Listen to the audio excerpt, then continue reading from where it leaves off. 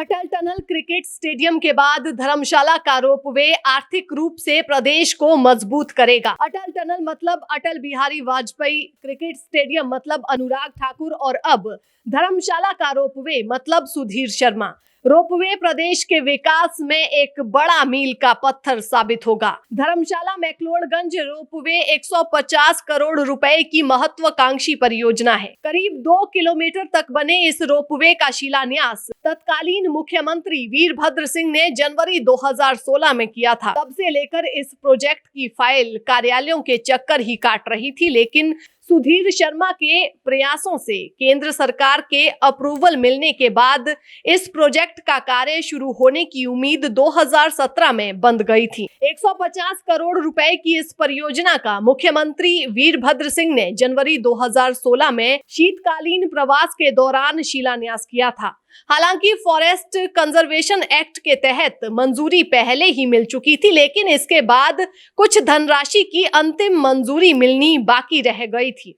लेकिन जल्द ही स्वीकृति मिलने के बाद धर्मशाला मैक्लोडगंज रोपवे का रास्ता साफ हो गया।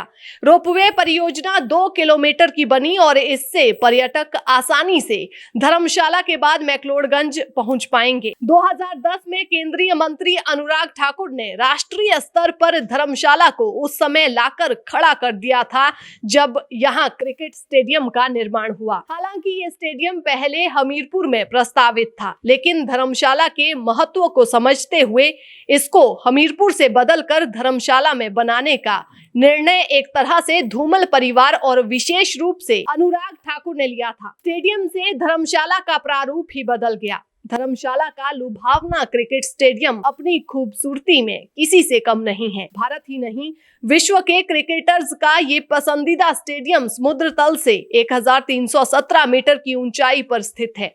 इस मैदान की खूबसूरती में हिमालय की चोटियां 4 चांद लगाती है। 23,000 दर्शकों की क्षमता वाले इस स्टेडियम ने 2010 में आईपीएल और 2013 में अंतरराष्ट्रीय क्रिकेट में कदम रखा। इस मैदान में अब तक 3 वनडे और 8 टी20 अंतरराष्ट्रीय मुकाबले खेले जा चुके हैं। इस मैदान की एक प्रमुख विशेषता इसका खुला और छोटे आकार का होना है, जहां हवा आसानी से एक छोर से दूसरे छोर का रुख करती है, जो तेज गेंदबाजों के लिए काफी मददगार साबित होती है। ये भारत का पहला ऐसा क्रिकेट मैदान है जहां राई घास है, जो तापमान के 10 डिग्री सेल्सियस से नीचे चले जाने के बावजूद घास को मरने नहीं देती। कड़ाके की ठंड के दौरान यहाँ बारिश और बर्फ की वजह से मैच कराना मुश्किल होता है। इसके बावजूद जनवरी 2013 में इस मैदान ने पहले वनडे की मेजबानी की थी। यहाँ 2010 से ही आईपीएल के मुकाबले होने के कारण दुनिया ने इस मैदान की खूबसूरती को जाना। इससे बड़ा आर्थिक पैकेज कांगड़ा जिला में आज तक नहीं आया।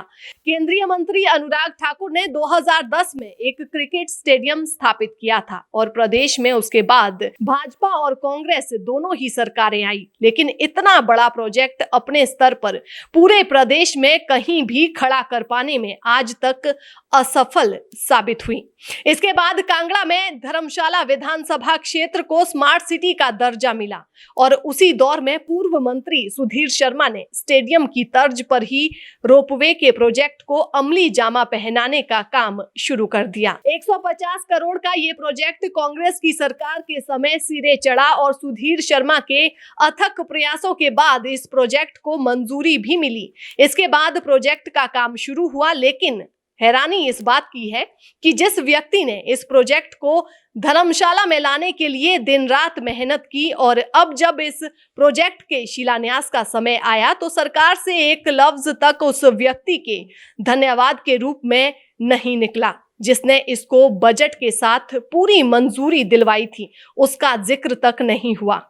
धर्मशाला में इस बात को लेकर चर्चा आम जनता में भी है कि बेशक ये काम भाजपा के कार्यकाल में संपन्न हुआ, लेकिन ये माना जा रहा था कि कहीं ना कहीं पूर्व मंत्री सुधीर शर्मा भी सरकार के इस कार्यक्रम में मुख्य रूप से बुलाए जा सकते थे, क्योंकि ये प्रोजेक्ट उन्हीं की सोच की बदौलत आज सिरे चढ़ा। लेकिन हैरानी इस बात की हुई कि बुलाना तो दूर की बात, मंच से किसी नेता ने उनका नाम तक लेना उचित नहीं समझा। ये प्रदेश की की राजनीति का हिस्सा है, लेकिन कहीं ना कहीं अगर बड़े स्तर पर सोच रखी होती तो सुधीर शर्मा की अनदेखी सरकार ऐसे नहीं करती, क्योंकि जिस तरह से स्टेडियम के लिए अनुराग का नाम लिया जाता है, उसी तरह धर्मशाला के इस रोपवे के लिए सुधीर शर्मा को जनता जरूर याद करेगी।